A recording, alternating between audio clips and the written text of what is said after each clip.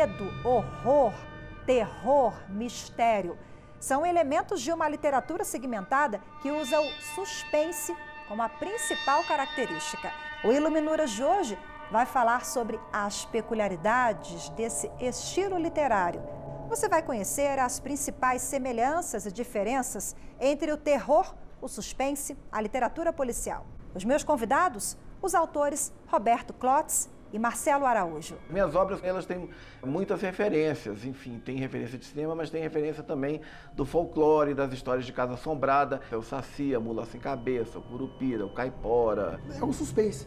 Você vai, conduz o leitor para um lugar, quando está todo felizinho, alegre, você vai, passa a levar uma rasteira. O meu primeiro convidado é autor de contos e crônicas e utiliza como ferramenta o suspense. Ao meu lado, Roberto Klotz. Seja bem-vindo. Olá, como é que vai? Fiquei muito contente, honrado ter sido chamado pelo Iluminuras, TV Justiça, para estar aqui. Bom, a honra é nossa em conversar com você. Bom, Klotz, o suspense é um gênero, é um estilo literário? Quais as características? A televisão, o cinema explora muito o suspense. Hoje em dia, quando a gente olha críticas de cinema, as pessoas falam filme de suspense. Então a gente já liga suspense a terror. Mas na verdade o suspense, ele é uma ferramenta. Ele é uma somatória da ansiedade e da incerteza para um evento de um grande acontecimento. Então você soma a ansiedade, o desconhecimento para um grande evento que te toca. Então, esse é o suspense. E esse suspense ele pode ser usado em qualquer tipo de história. Desde uma história de terror, que utiliza muito isso, até histórias infantis. E o terror, então, está dentro do suspense, são coisas diferentes, mas é tudo ali um grande caldeirão, né? Sim. O cinema, principalmente, brincou muito usando a palavra thriller. Que a palavra agora é tudo em inglês, agora é thriller em vez de suspense. Então seria thriller erótico, thriller de policial, thriller de terror também. Então nas histórias de terror você tem aquela coisa que trabalha muito com o psicológico, onde você brinca com os medos, e todas as pessoas têm medos. Medo de altura, medo do escuro, medo de pássaros, não é? Hitchcock. E o medo maior é a morte. Todos temos medo da morte, não apenas algumas pessoas. Todos têm medo da morte. E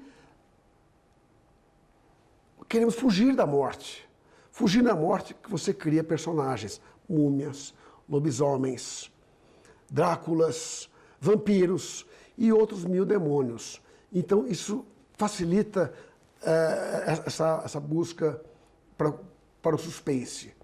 Então você fugir ao medo, você trabalha com essas histórias. Então seriam histórias de terror. E se você não acrescenta agora o sadismo, ou se você coloca ocultismo, você passa para histórias góticas, que é um outro conto. Se você utiliza... existe também a diferença entre terror e horror. O horror ser psicológico, o terror coloca cenários, castelos medievais, túneis secretos, esqueletos e também esses personagens que eu acabei de mencionar, né? Bom, 8 obras lançadas, você transita entre o público infantil também, eu usei há pouco a palavra caldeirão, porque eu lembrei da sua obra, A Bruxinha que Queria Ser Fada. Todas elas têm essa pitada de suspense, terror? Todas elas têm suspense. Terror, alguma coisa. No último livro, o Agora Pisei, eu coloquei algumas histórias de terror. Aliás, eu já descobri antes que também tinha algumas histórias de terror, só que elas estão tão disfarçadamente entre o humor que a pessoa não percebe que aquilo é uma história de terror, na verdade. Uma história com fim ruim. Você apresenta as receitas de um bom suspense, um texto que atrai o leitor nas suas oficinas. Sim, cada oficina tem um porquê de acontecer. Eu gosto muito de falar sobre os personagens, que o personagem é quem ele habita as histórias. Uma história sem personagem é difícil. Se você imagina assim, bom, ok, a minha história não tem nenhum ser vivo, ok. Então é um caderno que vai falar, é um lápis que vai conversar. Então você coloca aqueles objetos como pessoas. Ou seja, tem que existir o personagem. E essas oficinas você promove com escritores que estão querendo se aventurar nesse gênero, nesse estilo? Sim. Ou são pessoas que não escrevem e querem escrever? Na maioria das vezes são pessoas que estão iniciando na escrita ou que já têm algum livro publicado até, mas querem crescer mais um pouquinho. Bom, a sua obra mais recente, Agora Pisei, conta rapidamente as histórias e que continuação é essa? Esse aqui veio na última década? O Quase Pisei já é diferente. Eu saio para caminhar todos os dias, que é o meu momento de inspiração. Eu busco o mote e a partir do mote eu escrevo. Então são histórias caminhantes, vamos chamar assim. Quando eu calço meu tênis, saio para caminhar, o mundo começa a girar. Crônicas. Crônicas e contos. Esse livro foi um sucesso estrondoso. E faz 10 anos. E aí, para comemorar, eu lancei agora... Vou lançar agora, muito breve, esse livro que você está lendo em primeira mão. Meus filhos não viram esse livro ainda. Olha, que bom, que honra, que bacana. Quero que você leia um trechinho para a gente, por favor. Bom, se a ideia é buscar alguma coisa que tenha suspense, é fácil, que quase todas têm. Mas aqui eu vou buscar alguma coisa que tenha uma história curta, uma história bem brasileira. Chama-se O Canto das Cigarras. Confesso que considero o barulho das cigarras insuportável. Parece que se juntam formando uma multidão que apita apitos num protesto gigante. Nunca soube contra o que reclamam. Se são contra o valor do aluguel, contra a alta taxa de impostos ou contra a impunidade dos políticos corruptos. Sei que fazem mais barulho que um jato em voo rasante. Todos os anos é a mesma coisa. As bichinhas se espalham nas cascas das árvores e gritam alto. Não entendo a língua delas. Presumo que seja algo do tipo: unidas, jamais seremos vencidas. Ainda há pouco, ouvi a primeira cigarra da temporada. Parecia segurar o megafone, ampliando seu brado de guerra. Conclamava o povo ao agito. Ao longe, outra companheira aderiu. Assim como a terceira entrou no canto. Estamos há mais de 100 dias sem chuva. Não bastasse o calor infernal e a secura que faz nesta época do ano em Brasília, ainda somos penalizados ao ouvir o manifesto das cigarras. Entrei na internet e baixei um aplicativo para tradução instantânea. Descobri que protestam contra a falta de chuva. Reconsiderei o meu ódio.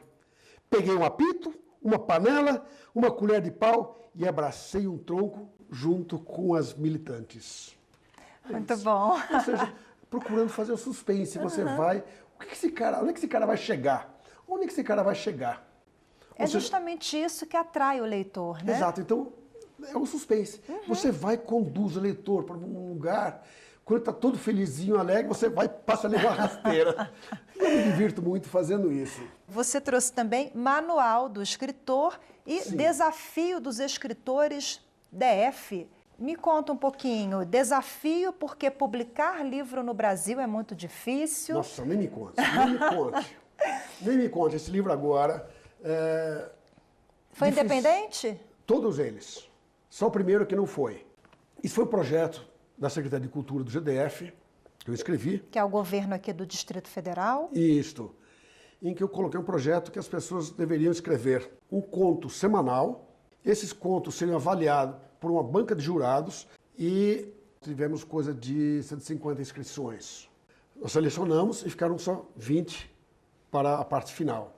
Então essas pessoas recebiam comentários, críticas construtivas para que a pessoa pudesse crescer na escrita. Manual do Escritor. Você tinha muitos textos e resolveu publicar, e foi assim que a literatura entrou na sua vida, né? Exato. Eu comecei a escrever muito tarde, já aos 5 anos de idade, numa mudança, numa virada da minha vida. E eu sabia que para escrever, para fazer uma profissão, tem que ser igual ao engenheiro, tem que estudar, o médico tem que estudar, o jornalista tem que estudar. Então, eu estudei muito.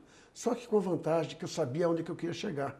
Então, o que eu ia aprendendo, eu comecei a arquivar. Eu me lembro que o primeiro passo que eu dei foi justamente as figuras de linguagem. Uma coisa bem simples, mas a importância delas é enorme. E ela está aqui no fechamento do livro. E eu fui aprendendo várias coisas, li os clássicos e tudo arquivando. Aí eu desandei a escrever isso aqui. Em 6 meses eu preparei esse livro aqui. E eu faço absolutamente tudo que você puder imaginar aqui. Desde a elaboração da capa. Quer dizer, eu faço a capa, bolo tudo, a ideia, depois eu passo para alguém profissionalizar. Então, desde a escolha dos autores, escolher aqui cabe você. Então, são sacadas que a gente vai tendo e vai fazendo. Aqui são os meus autores prediletos. Então, a coisa vai caminhando muito bem, assim. Eu gosto muito dessa coisa de aprender, conhecer e passar para os outros. Vamos falar dos infantis? Vamos. A Bruxinha que Queria Ser Fada e tem o outro também, O Monstro da Caixa Azul. E são obras também que eu sei que tem essa pitada ali de terror, de mistério. Um suspense. O suspense, você pensa que a parte. bruxinha é malvada, daqui a pouco ela não é tão malvada assim. Ela Queria que vira você fada, falasse né? um pouquinho de cada um. E a bruxinha, ela queria ser fada, e lendo o manual das bruxas, ela descobriu um lugar lá que dava uma fórmula para virar fada. Ela tinha que seguir, então, como se fossem os 12 trabalhos de Hércules, né? Ela tinha que fazer uma série de atividades para se virar fada. Uma delas era pegar uma ovelha, colocar dentro do caldeirão. A menina fala, mas como é que eu vou fazer uma coisa assim tão delicada, uma coisa tão bonitinha? Ela foi, recortou uma nuvem toda fofinha e colocou dentro de um caldeirão. Em seguida, ela tinha que dar um bolo de aniversário com a vela acesa para colocar dentro do caldeirão também. E ela teve a brilhante ideia de pegar uma festa de aniversário do menino de 3 anos de idade apenas, em vez de roubar apenas, ela tem um bolo maior ainda com velas acesas para pegar o bolo menor e colocar também. Então ela realizou várias tarefas dessa mesma forma. E como se percebeu que ela era do bem, ela pôde se transformar em fada. O Monstro da Caixa Azul, ele vive uma história sobre bullying, onde 2 irmãos dividem o mesmo quarto e um deles é mais medroso e o outro mais velho, como sempre, provoca o bullying. Medroso, olha ali, não sei o quê, debaixo da cama e tal. E um tio resolve provocar o irmão mais velho, dizendo que vai trazer da Escócia, num castelo medieval, uma caixa com um monstro. E a história se desenvolve e finalmente chega a caixa com um monstro, as crianças ficam curiosas e ele fala assim, não, a caixa é para o irmão mais velho, que ali estará o grande monstro. Quando ele finalmente abre a caixa, tem um espelho.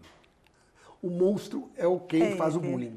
Muitíssimo obrigada, Clotes. Parabéns pelo seu trabalho. Obrigado. Roberto Clotes, a gente te encontra no Face.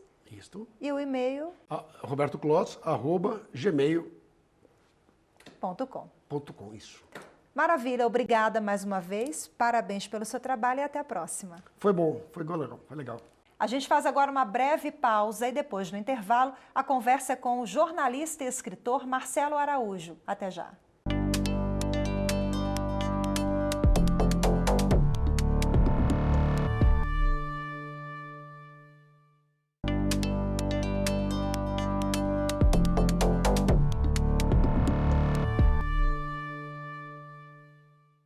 Obras literárias que apresentam suspense, terror, drama, cada página um susto, um mistério. Ao meu lado, neste segundo bloco, Marcelo Araújo, jornalista e escritor que faz isso muito bem em suas obras.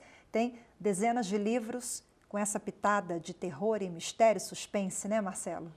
Obrigado pelo convite, é um prazer participar do programa Iluminuras aqui na TV Justiça. Uma felicidade enorme de estar aqui hoje. Eu queria que você começasse contando para a gente quando esse gênero literário, quando e como ele entrou na sua vida. O suspense e o terror, eles fazem parte da minha vida assim desde criança, né? Que eu tenho gosto por esse tipo de literatura, esse tipo de cinema, esse tipo de arte, né? É uma expressão, uma manifestação que passeia por várias tendências, né? E eu comecei a gostar quando eu era criança, como eu falei. Eu nasci no Rio de Janeiro, minha mãe mora no interior do Rio de Janeiro, numa zona rural, né? Um lugar que desperta muito esse tipo de imaginação, folclore, assombração, entidade. Eu também morei em São Luís do Maranhão na década de 70, casarões antigos, histórias de assombrações, né? E vim para Brasília em 1981, mas essa paixão toda pelo sombrio, pelo suspense, pelo mistério, pelo fantástico, me acompanhou e me acompanha até hoje, quando eu estou com 49 anos. Então, assim, eu era criança, já gostava de ouvir histórias de fantasma, ficava fascinado, ao mesmo tempo com medo, né? Lembro que no começo dos anos 80 foi quando eu comecei a me envolver mais com essa coisa de ler histórias de fantasma, de ler contos e também cinema, filmes.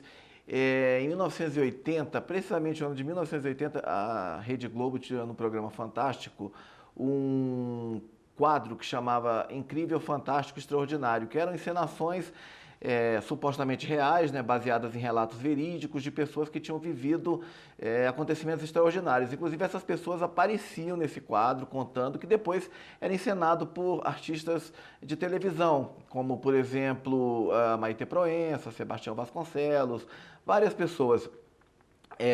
Então eu gostava de ver isso e, paradoxalmente, eu via esses programas, né, adorava ficar com medo e tal, e depois não conseguia dormir. Eu lembro que quando eu vi o Psicose do Alfred Hitchcock, eu tinha 14 anos, já isso em 1984, uma das últimas cenas ali me deixou assim apavorado. Mas ele também tem filmes que estão na fronteira entre os dois gêneros, né?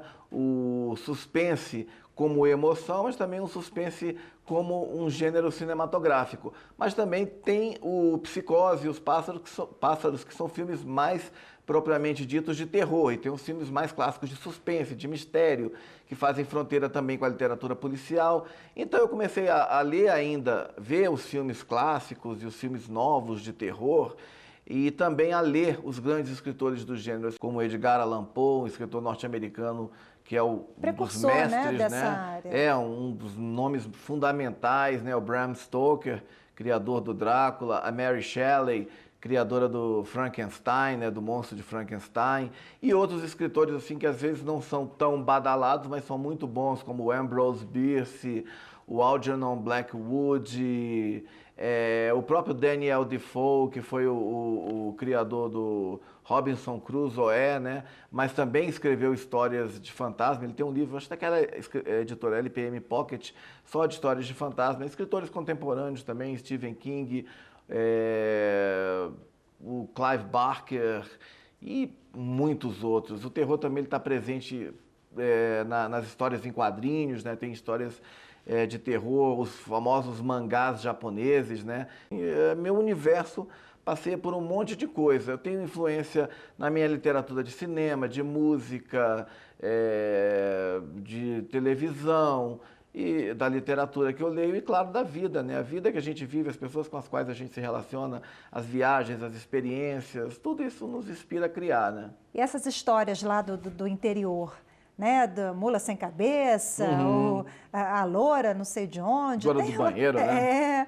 Isso te inspira também? Você Não, traz tudo. esses elementos nas suas obras? Sim, sim. As minhas obras, como eu falei, elas têm muitas referências. Enfim, tem referência de cinema, mas tem referência também do folclore, das histórias de Casa Assombrada. O Saci, a Mula Sem Cabeça, o Curupira, o Caipora, enfim, e por aí tudo vai. isso, os fantasmas. Você já viu um fantasma, uma assombração, e conta isso aqui em algum dos seus livros? Infelizmente eu nunca vi. Infelizmente, porque eu gostaria muito de ter visto, assim, até para reforçar a crença de que há uma existência. Agora, eu acho assim extraordinário que no mundo inteiro, né, existe história de fantasmas. São pessoas, se você pegar ao longo da história, desde o surgimento do homem, essas histórias são muito presentes. Sempre tem alguém que vai falar, eu já vi uma assombração, já vi um fantasma, já vi alguma coisa estranha. Enfim, então assim, às vezes a psiquiatria, a psicanálise até explicam isso como, sei lá, uma manifestação de alguma coisa pela qual a pessoa esteja passando, ou tenha passado, e que ela visualize isso. Então, assim, eu não sei se existe. Eu nunca vi, eu gostaria de ver e tal. E dá um frio na barriga, a gente fica assim com medo, mas é um gênero fascinante, né? Dá um medo, mas a gente quer ver mais e quer ler também. Vamos falar sobre os seus livros. Quanto mais você lê, mas você gosta de se envolver com esse tipo de história, né? Você quer descobrir novos o que vem por ali. ou autores clássicos que você não leu, novos filmes, enfim. Adoro ouvir gente falar assim, chegar e contar, eu já vi uma história, já passei uma vez por uma experiência estranha, já vi isso, já vi aquilo, até na família mesmo. Aí você pega essa experiência estranha e traz aqui para os seus livros, né?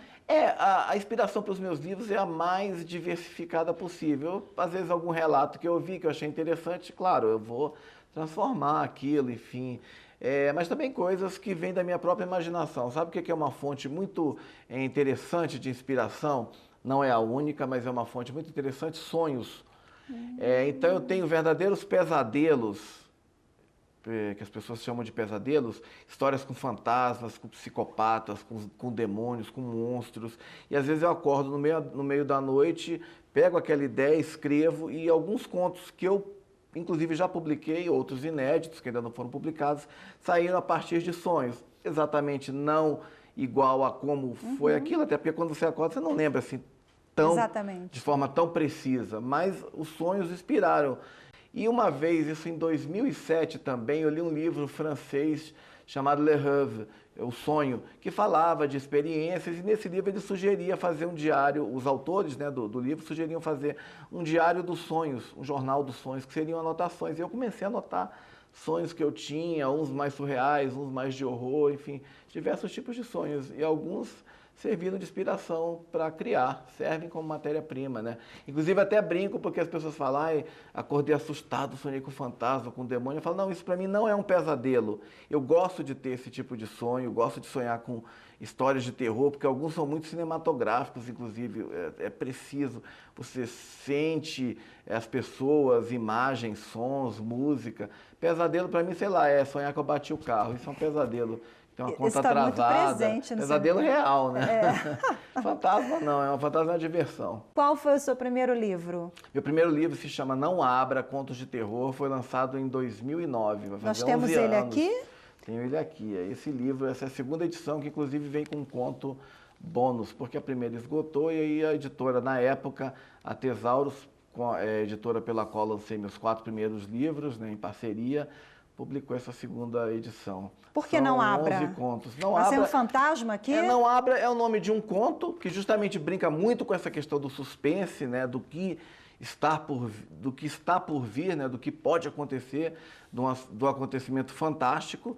Mas aí, quando fomos publicar o livro, o editor, o Tagore, brincou, fez uma brincadeira, ele botou uma porta, meio que abrindo, com uma coisa sobrenatural. É aquela velha coisa de mexer também com a curiosidade, né? Quanto mais você diz, principalmente com criança, mas também com todos nós, né? Até com os adultos, você fala, olha, não mexe naquilo ali, não abre aquela caixa, você vai abrir na hora. A pessoa fica assim, pode até não abrir, mas que ela vai ficar se remoendo e tal, e às vezes vai e abre. História da caixa de Pandora, que abriu e soltou todos os males do mundo. Então, brinca um pouco com essa curiosidade, mas é para abrir, é para ler, não é para botar na estante e deixar guardado, por favor. Não. Abra. Bom, A Maldição, de Phil Vilela. É o meu terceiro livro. É o terceiro. Esse livro saiu em 2013. E esse livro, eu tinha falado de histórias de interior, de folclore. É uma história que se passa no interior do Rio de Janeiro. A história de um jovem que mora numa zona rural. Jovem Marcelo? Não é o jovem Marcelo, mas eu acho que eu estou em todos os personagens que eu escrevo, com certeza. Mas nenhum livro meu é autobiográfico, não. Mas é uma história de um jovem que, começando a vida e despertando as primeiras coisas, amores, paixões e tal, e de repente ele conhece o tal do Phil Vilela, que é uma entidade sobrenatural que vai tentar roubar a alma desse jovem, seduzindo com prazeres, com coisas carnais e terrenas. Pedaço Mal Passado. Esse é o meu segundo livro, saiu em 2011. Temos um trocadilho aqui nessa Pedaço capa. Mal Passado. É um sangue aqui, com uma esse carne livro mal é uma passada. história de canibais. São 2 contos que falam sobre canibalismo, né? E também brinca um pouco com várias referências culturais que eu tenho, música, cinema. É um livro de inspiração bem visual também. Pela capa aqui, ó.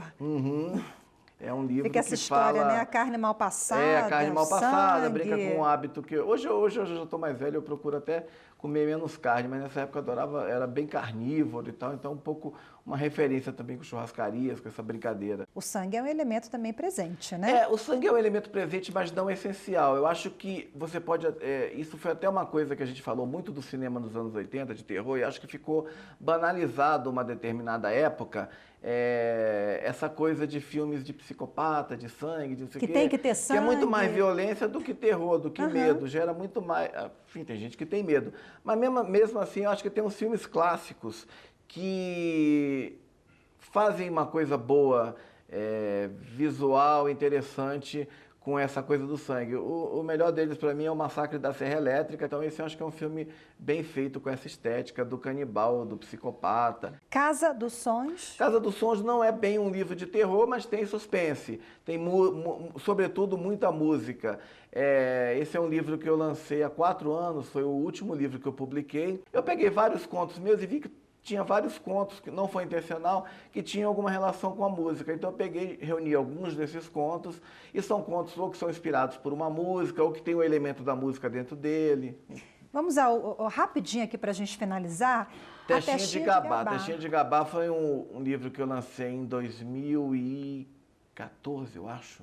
Mas esse é o meu livro infantil, o único livro infantil que eu lancei, não o único que eu escrevi.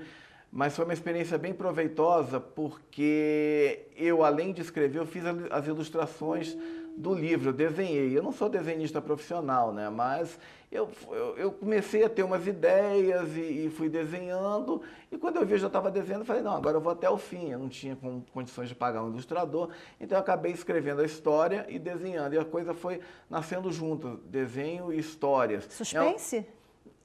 Não, é um livro que fala sobre bullying nas escolas, que não deixa de ser um fato que provoca na vida real suspense e terror. Se a gente lembrar, por exemplo, dos inúmeros casos nos Estados Unidos e agora até no Brasil, né, em Campinas.